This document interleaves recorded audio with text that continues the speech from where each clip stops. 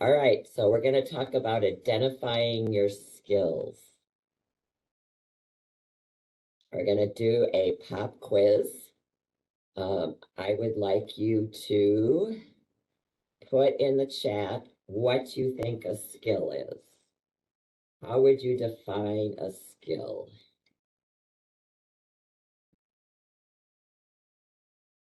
And you know what? I've been really rude. My name is Sandra. I was a little bit thrown off because of the tech stuff, and I work at the North Career Force office, and I have a coworker who's here to help us today. And do you want to introduce yourself?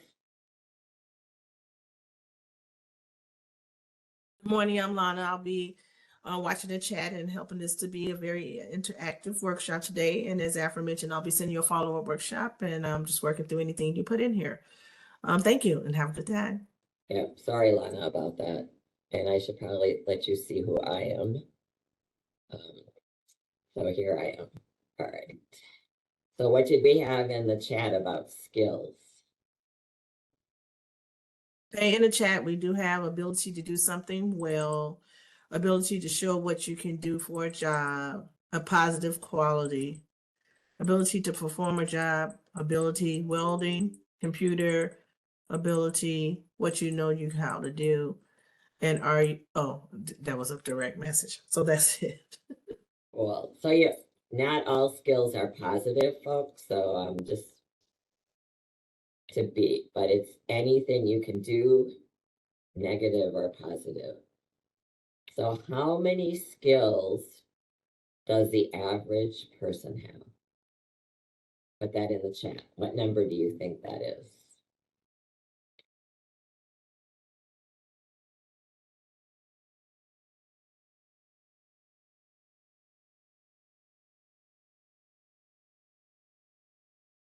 Cool. Big range, big range. Between 500 and 800, I like the answer unlimited. The reason I like that is means that you're open to learn. So if there's a skill you don't have, you can always go out there and get it. So the possibilities are endless, but within us, we probably could perform 500 to 800 different skills. So, and I don't know why the slide just did that because I thought I'd correct it, but how many skills the average person can identify is 10. So what I would like you to do is take out a piece of paper or do it via word processing and write down your skills. I'm going to give you 2 minutes to write down all your skills that you think you have. And even if you get to 6 or 7 and there's still time, I want you to keep writing.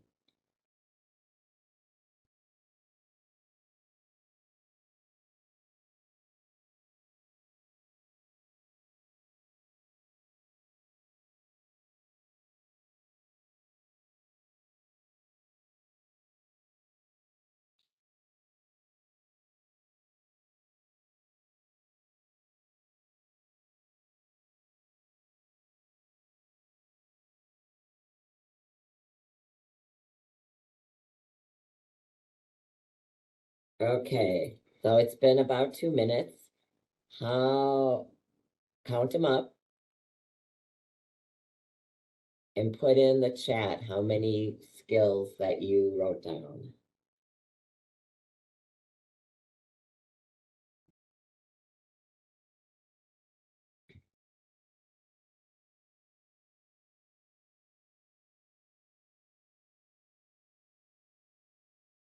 Okay, so for those of you who already have a resume, I'm going to give everybody another minute, and I want you to think specifically of your resume and add more skills to your list.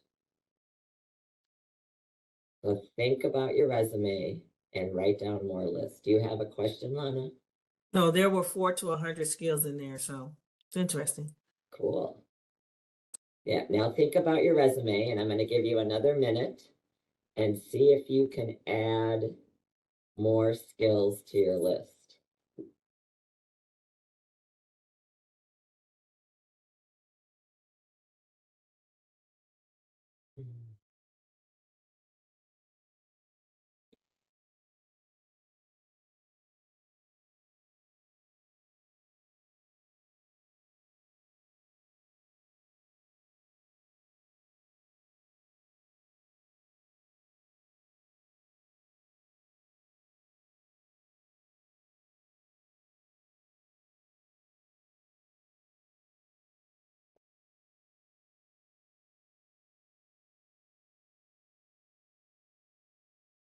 Okay, did people add more skills? Just say yes or no in the chat. Awesome. Awesome. Cool. And as you can see from the slide, what percentage of people cannot identify, sell, or prove their skills during an interview? It's 80%. That's quite a large number.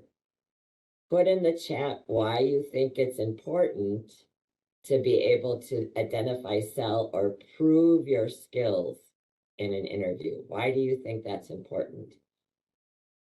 Why do you think it's important to know your skills?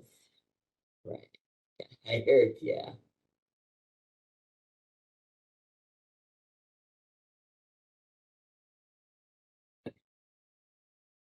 All of those are good. Better chance to get hired, better able to stand out.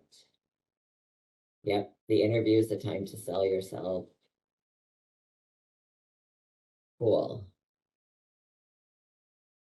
A really great exercise for those of you who are unsure you have skills or are bashful about selling your skills is to send an email to 25 to 30 people and ask, what do they think your top 3 skills are? Now, they might not all respond, and I wouldn't take that personally. Some people are uncomfortable responding to something like that. Some people will never see your email, but you might get 5 to 10 responses and be really surprised. And just knowing that somebody else thinks that we have a certain skill helps in selling it in an interview. So you need to check that out.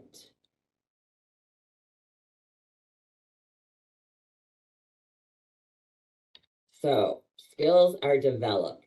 Put in the chat, which of these things do you think that your work, you develop skills?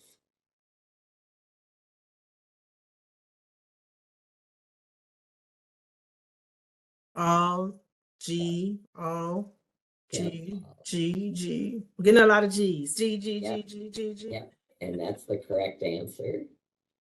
Yeah.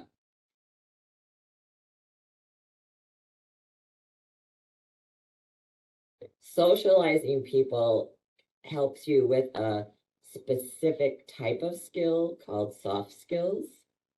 And there are different types of skills. There's soft skills, which is a people skills.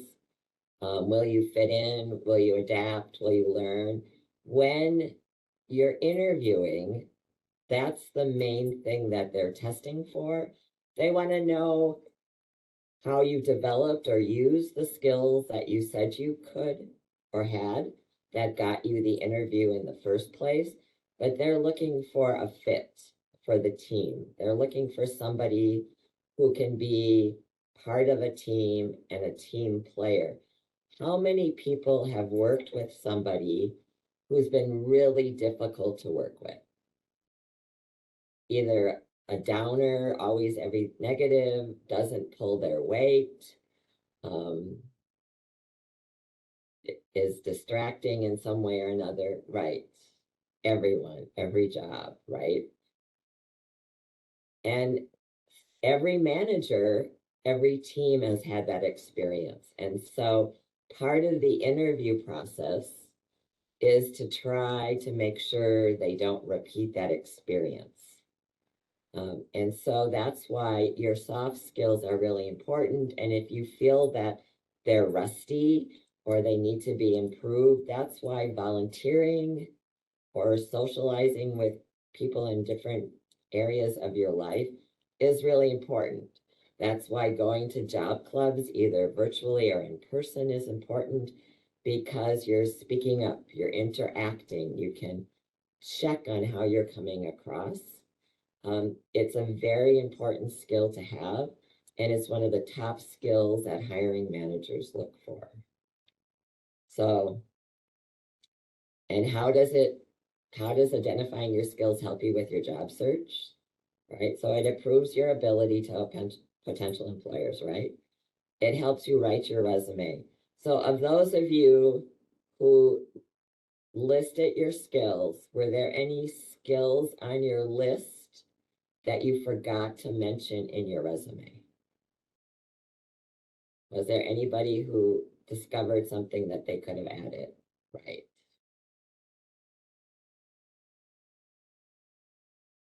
Yeah. So it's just a really great exercise to go and just list everything that you think that you skills you have. And another important part of that exercise would be then to come up with a story that would demonstrate that skill. If you say that you're a really great organizer, that you have that skill, what kind of story example do you have that would let somebody know how you use that skill and what you did with that skill? It's an important part of the process.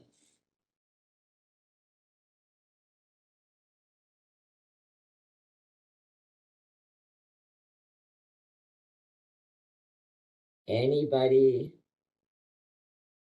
have any questions so far? Okay, so there are three types of skills. We already talked about soft skills, and then there are the specific job skills. And really within those two skill areas, because job skills tend to be specific and soft skills are more generic, there's an area called transferable skills. And this is especially important to people who don't want to do what they've done already and are trying to transfer to another area. An example would be if you're trained and have a teaching license and have been a K through 12 teacher for the last 15 years, and you want to transfer to corporate training, right? Different audience, but it's still within the educational field, but you have to learn how to wordsmith the skills of teaching fourth graders into teaching adults, right? So that's a transferable skill. Customer service is a soft skill, right? If you worked at a restaurant and now you want to go into a call center, there are transferable skills. You have to work, you had to deal with unpleasant people. You had to help people problem solve, right? So you have to learn how to word those skills so they come off as transferable. That I developed this ability in X industry that's applicable to Y industry, and that's considered a transferable skill. If you looked at your list, even if you're not in transition, circle the one skill that you think could be utilized by another industry and then put it in the chat. What one skill do you feel that you have that is transferable?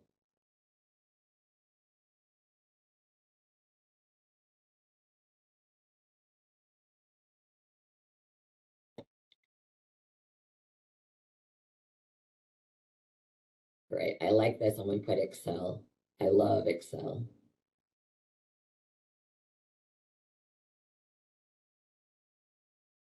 Cool. See?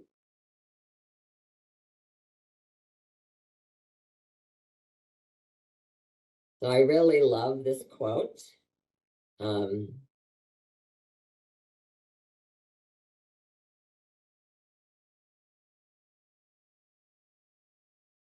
we've already talked about why you should know your skills, but why is it important to have confidence and convictions in your convictions? Why is it important to have confidence in your skills? How can that help you in the job search?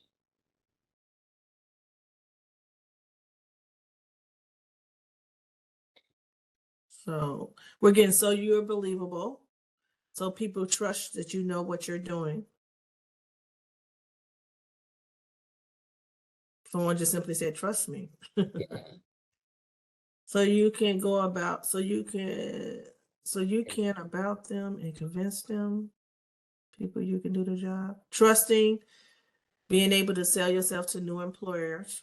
So I know that this is kind of a kumbaya question, but on a personal level, why is it important that you have convictions and that you know your skills? On a really personal level, why do you think that that's important? Yes, confidence. To feel good about yourself, definitely. Yep, you believe in yourself. Yeah, right. And sometimes when you're in the job search, it's really hard to believe in yourself. It's really hard to feel good. It's really hard to have confidence. So a good exercise would be to continue the list of your skills and try to get it up to 100. And then look at it when you're feeling that you're just not, you just don't have what it takes to get a job. Look at it and remind yourself of all the great skills that you have.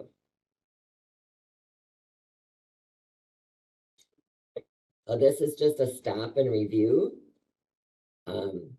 Put in the chat, what are the 3 types of skills that we talked about?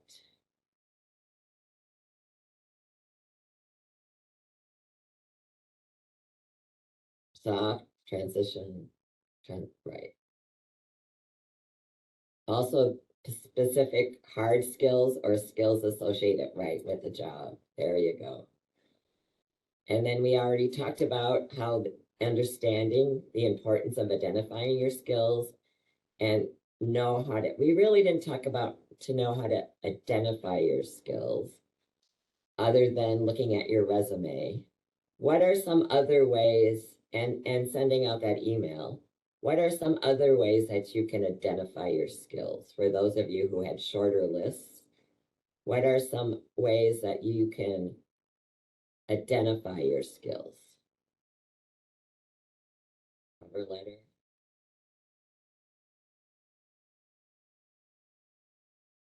Yeah, think through your experience, pay attention to what you, yep, cool. You got it. That's great.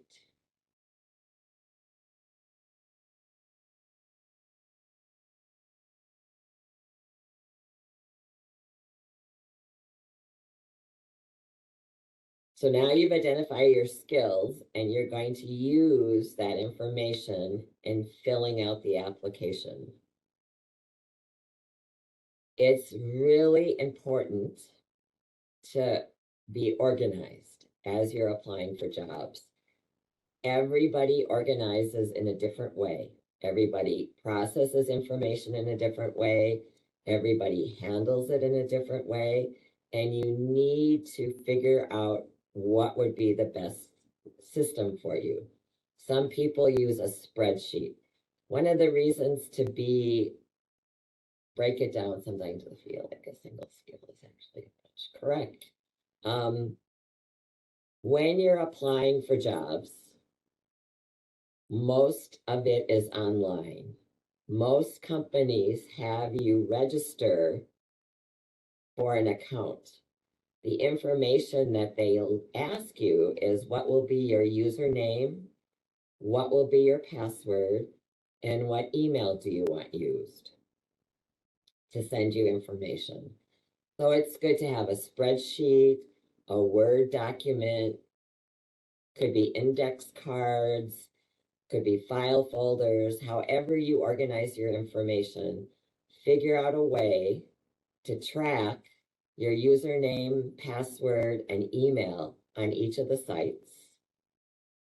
And then also to track your application. So when did you apply? What was the job title? What resume and cover letter did you use? So you have all that information. Also, before you even start filling out applications, you should have a document that has all the information about the last 10 to 15 years of employment. And that includes supervisor, contact information, and if the supervisor is not there anymore, can you contact them on a personal email or phone number? If you cannot contact them, who would be the best contact at your former employer? What was your salary? What were your exact dates of employment? Yes, there will be a recording. So what are your exact dates? And not only the month and the year, but it's also good to have the day that you started and the day that you ended. And if you have all of that, either an Excel document or a Word document or written out, it's so much easier to fill out the online applications. Some online applications are timed, right? You do not have days or weeks to fill them out. Many of them have the ability to save where you are and go back if you don't have the information, but some of them don't.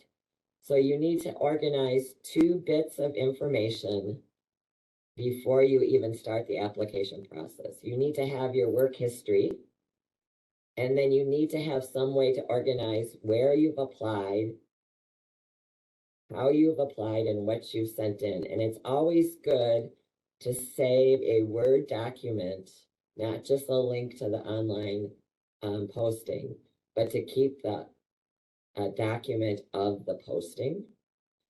And then you want to remember to always be honest and positive. The application is considered a legal document. And if you're hired and then found to have significantly lied on it, it could be a reason to fire you. You need to use keywords in your application, and those keywords are found in the job posting. And it's a chance to sell your skills. When you're selling your skills, they should be the skills that are related to the skills that are asked for in the job posting. You do not have to overwhelm them with all your skills. Sometimes that could be a detriment because they would think you're overqualified or you'll get bored. So you need to address the specific requirements in the posting, the required ones and the preferred. And I've lately seen in some applications would be nice, and you could indicate if you have those skills or not.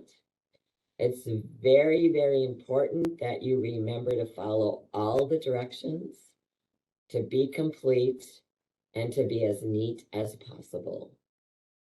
That's probably more important when there were written documentation, but even within an online application, you could be kind of not neat.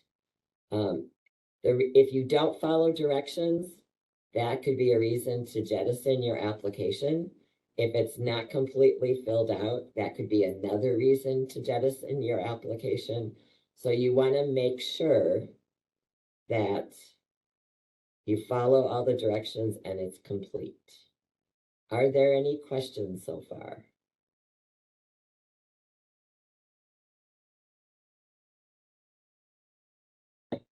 Okay. No, I don't see any additional questions. I just have some direct messaging. Do you have anything to add to this? No. Okay. All right, so we're going to talk about proofreading. How many F's are there in this? Put it in the chat.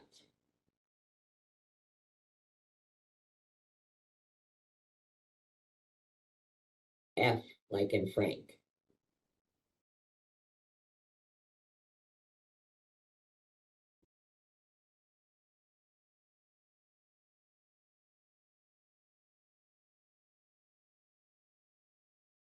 All right, so there's 1, 2, 3, 4, 5. I thought there were 6.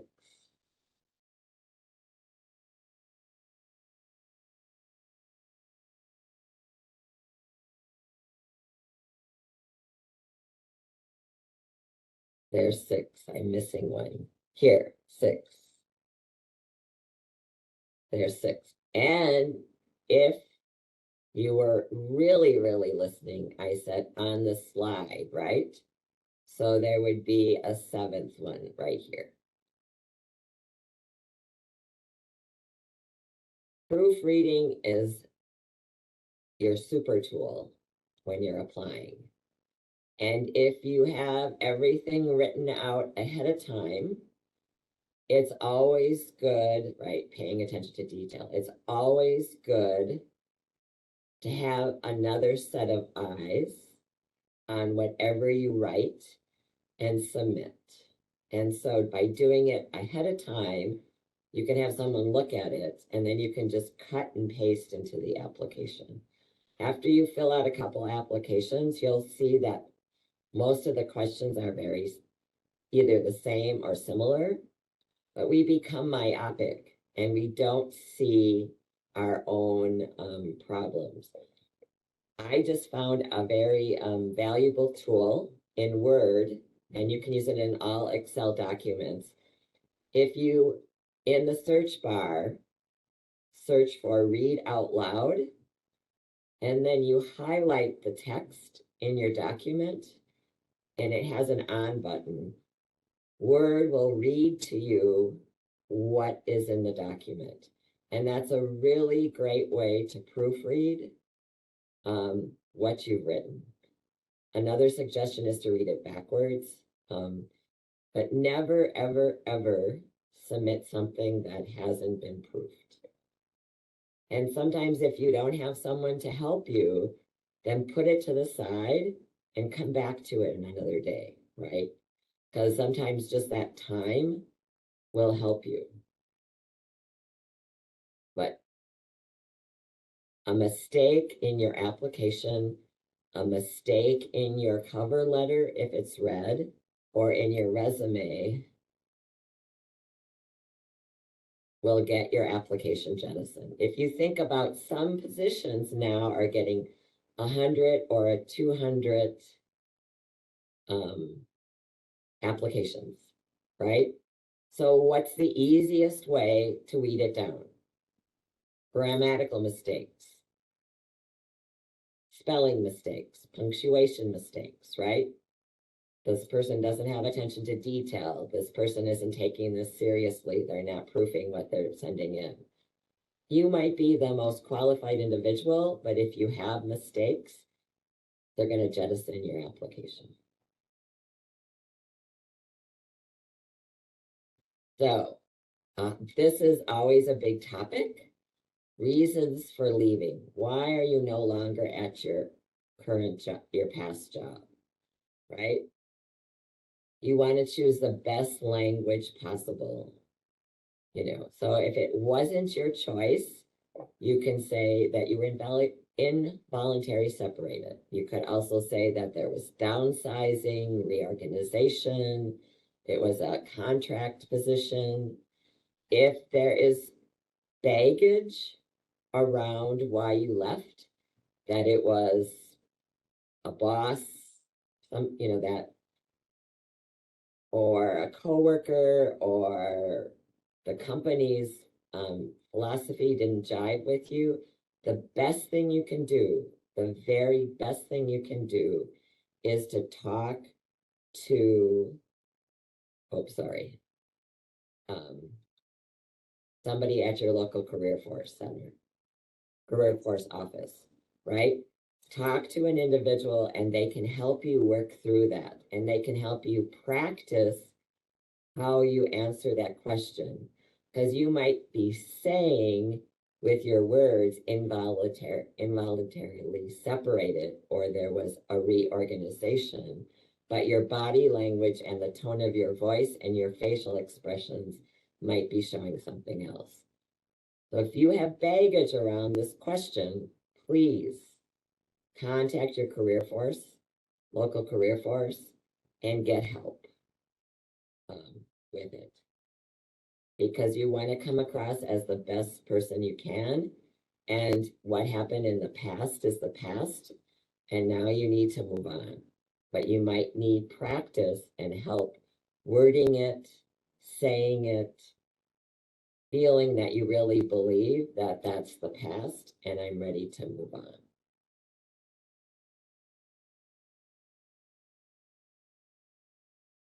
A portfolio. Has anybody out there put together a portfolio, either digitally or actual paper? No, yes, no, somewhat. Cool.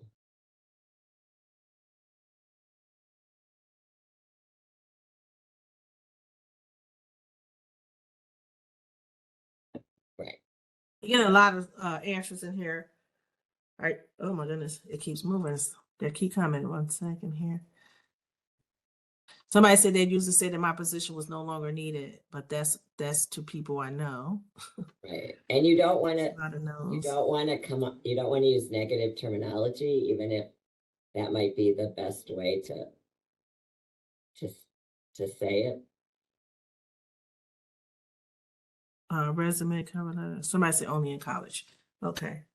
So we tend to think of portfolios as something a creative person would need. It would be sample of work, either music or visual images or links to web pages that somebody designed. But a portfolio can be more than that. It's always good when you do an in-person interview to have with you copies of your resume. I'd say 5. A colleague of ours went for an interview and was greeted by the door by the hiring manager and said, "Oh, I'm so sorry. We have to reschedule.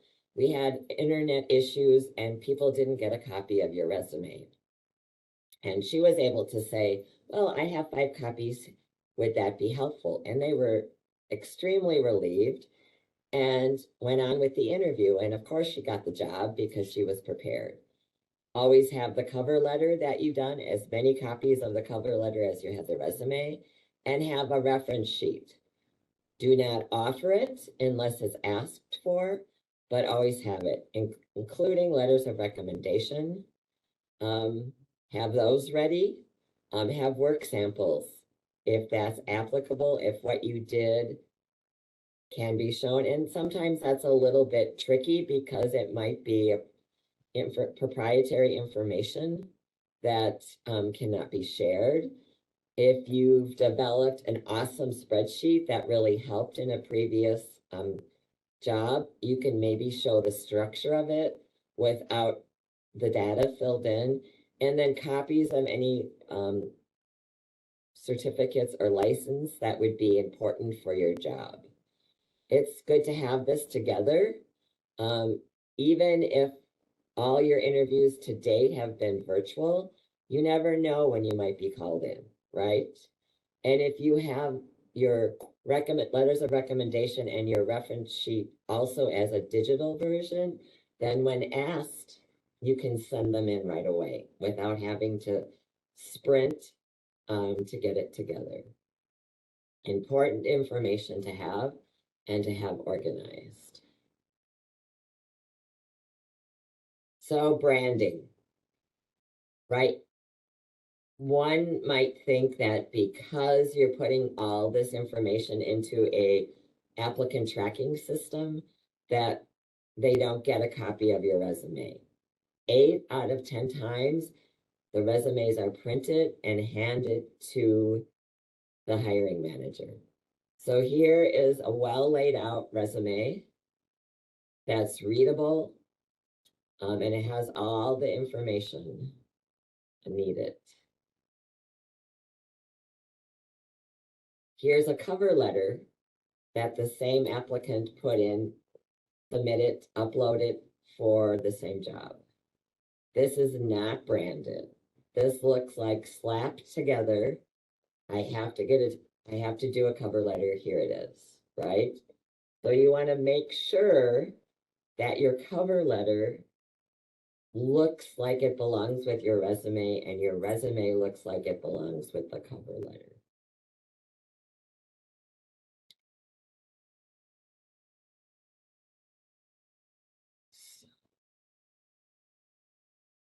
I would like you to, are there any questions first?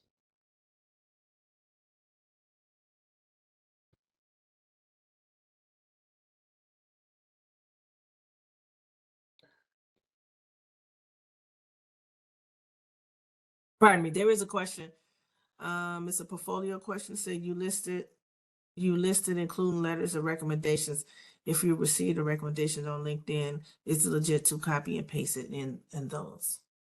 Interesting.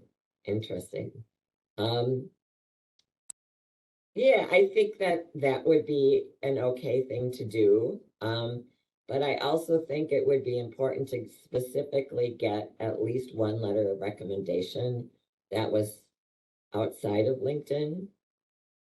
But of course, when you're copying and pasting them from LinkedIn, make sure that that's clear that that's what you did.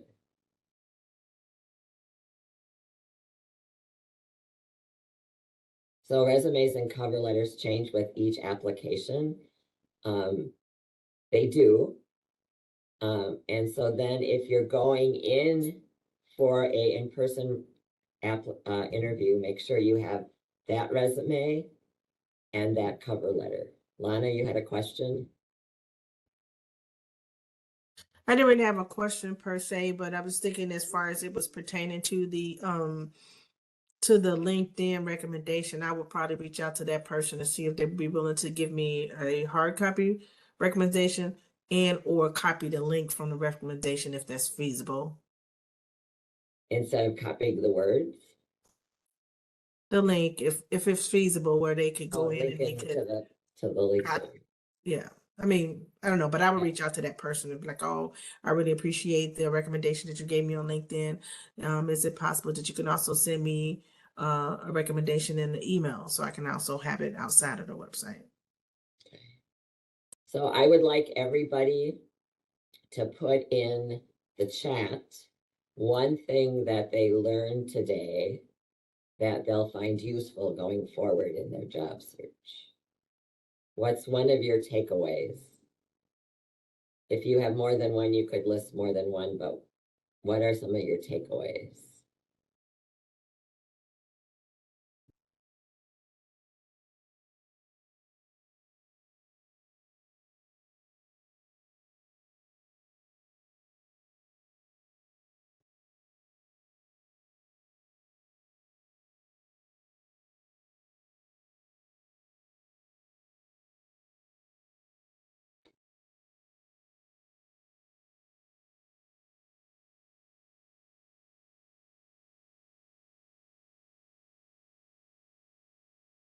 Cool. So we do have a lot of feedback here, which is wonderful. I love, okay, wow. I don't know where to start. I'm gonna just start here. Listen all your skills so you can identify them. Use the spreadsheet for tracking applications. Excellent. Professional branding and how to transfer your skills. Staying positive. Something about a portfolio. Be very prepared. Identifying skills, organizing how they are in my resume. Branding is coming up a couple of times. Getting all information, a hard copy. Organizing information in various applications, making a list ahead of time. Very good. Branding. Identifying skills, preparing and keeping up a portfolio. Format for submitting not only a resume, but the information that accompanies it. Thank you. Yeah. Proofread everything. Love it. Use a spreadsheet. Practice reasons for leaving. Body language. Get a portfolio prepared. I would say do it yourself and be confident. Cool. So I don't know about the people out there, but I never found looking for a new job a fun activity. And so I tended to group the non-fun activities. So, listing my skills, doing a master resume, getting my portfolio ready, talking to people about being a reference if needed. All those things I tried to group and get out of the way. So then when I found a job that I really thought would be cool to have, I was ready to do it. Some jobs have a shorter um, posting time than others. And so it's always good to be ready. Um, we went through this, but some of the key points that were already mentioned were to always look for positive statements, avoid writing fired or quit, avoid writing illness or personal reasons for leaving, and you might be surprised contacting former employees, former managers, to ask them about being a reference. I left a position because it wasn't a good fit. After a year, we decided it wasn't a good fit. I was liked by the people there. I enjoyed working with them. They enjoyed working with me, but my skills weren't a good fit. And I was concerned about having new employers, people who would be interested in employing me, to contact them. And I contacted them when I got very close to finding a job, and they were delighted. They were happy to hear from me. They were happy that I'd gotten that far in the job process, and they were more than happy to give me a positive referral. So you never know unless you ask. We have about 15 minutes. Does anybody have any other questions or concerns? We went through this information faster than normal because there were fewer questions. What do I think is the most important to do to find a job? To think of finding a job as a job, right? So to have all your ducks in a row and to figure out what you have to, right, don't give up, to figure out what you have to do to stay positive, because it's also not the quantity of jobs you apply for, it's the quality of jobs that you apply for and how you fill out those applications. And you'll talk about star stories in the interview workshop. They're very important. And when I was looking for a job, I tried to figure out ways to reward myself for doing the crap part of looking, and ways of telling myself after I applied for 50 jobs and only got 2 interviews and they didn't lead to any place, that I was still on the right track and I was still moving in the same direction. Yeah, be prepared so you can act quickly. I recently missed an opportunity to apply for a job because I thought I'll do it in the morning, but in the morning the posting was gone. Very good advice. Very good. How important is the cover letter? You'll talk about this again in resumes, but it's very important, especially for state or government jobs. It's not, I worked at Lee Hecht Harris, which is an outplacement firm, and it deals with the upper level of management, but also some of the other parts of the business, but mostly the upper management. And we would put together panels of HR directors to talk about applying at their company and what was important. And the cover letter always came up. 50% of the people never read them, but everybody noted that they were there. So if the option is there to upload a cover letter, always upload a cover letter.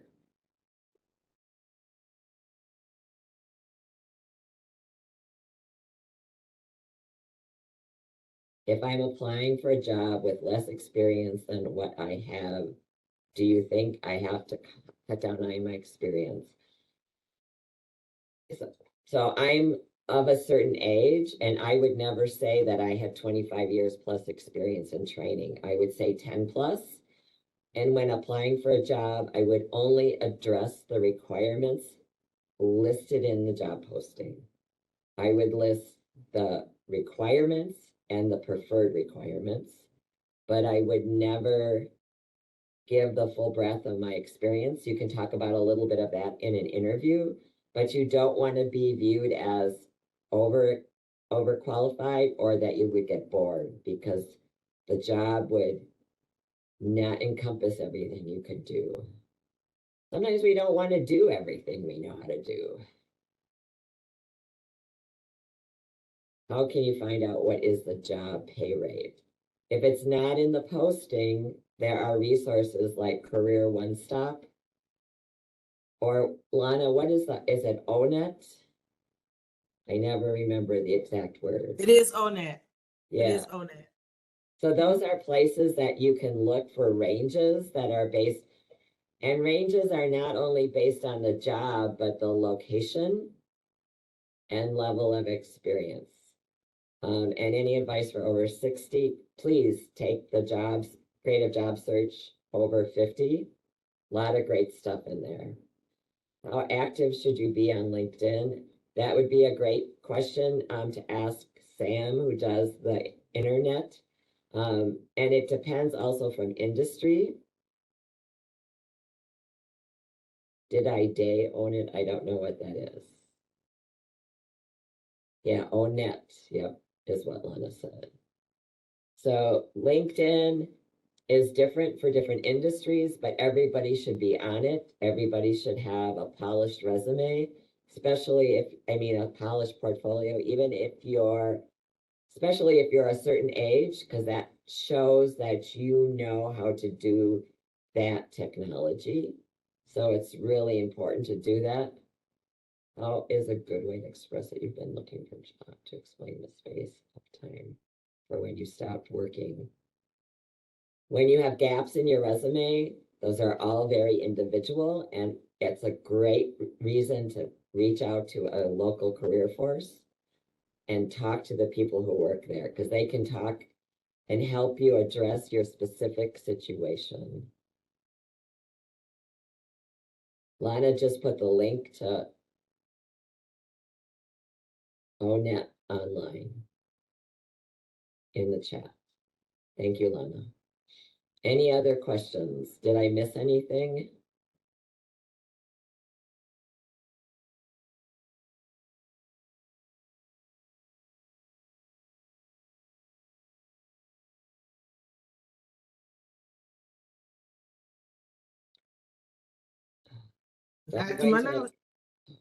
Oh, someone put in, yep, Lana put in salary.com.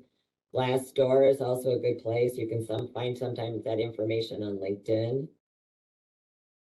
What do you see as the average time to find a job? It depends on where you are. If you're looking, one of the standard thoughts is if you're looking for every $10,000 over 60,000, you might want to add another month, because there are fewer of those jobs than other jobs. Some people that I've talked to, their skill set is incredibly narrow, and there are less than 2 handfuls of the people doing that job in the country. And so sometimes they have to wait for someone to retire in order to get a position. So then they have to figure out what the transferable skills are.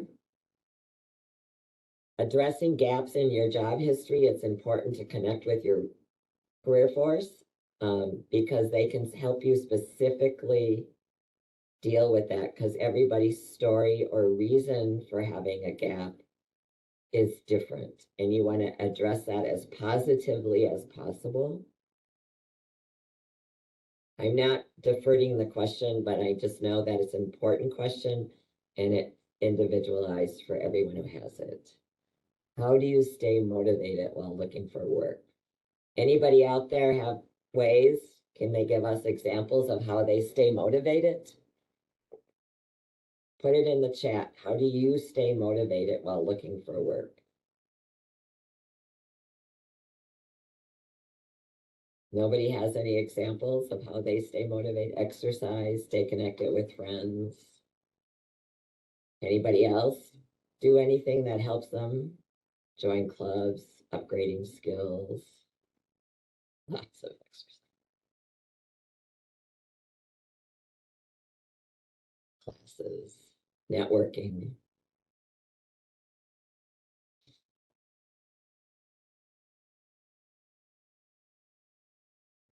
Don't scroll too much on LinkedIn. Great stuff. Sometimes volunteering is a great way to stay motivated. Doing something that you love each day. So if you're bad at small talk, I know that networking is difficult, but the more you do it, the better you get at it.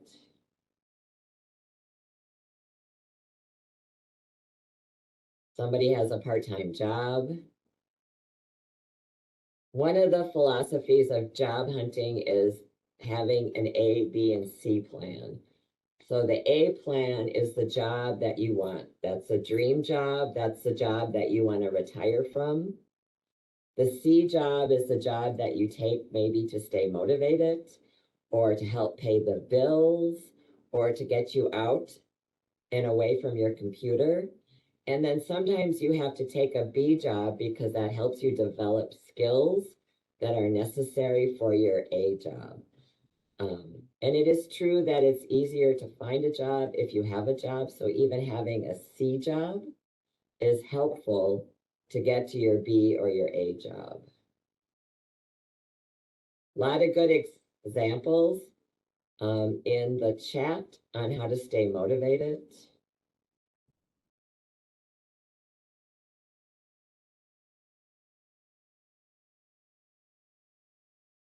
If getting work is causing you to pay a lot of taxes, how do you stay motivated? I don't understand this question.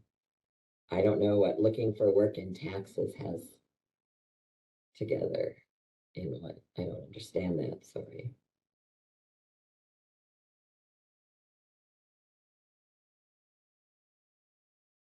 Yeah, there's a Thursday morning. There are a lot of job clubs and meet networking events that you can find on careerforcemn.com.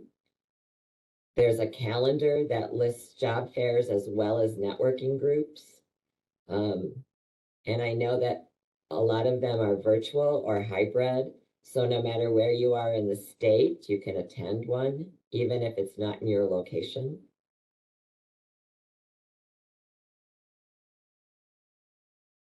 So maybe therapy. Alana, do you have any last words of wisdom or parting advice? No, I don't have any last words of wisdom right now. Someone did aforemention earlier that they said my job was eliminated. I wouldn't take ownership of it because then it looks like you were eliminated. I would simply say the job was eliminated or the position was eliminated and detach myself from the position. That's it. That's a great point. So thank you everyone for spending this hour with us. Please check out the other offerings in Creative Job Search. Please check out careerforcemn.com for all its great information. And remember about vet services and vocational rehab and the dislocated worker program. If you need training, you can find more information about that at your career force. And Lana will be sending out a lot of information after this, including the recording. So you might not get it till tomorrow because that has to be processed. But have a great summer.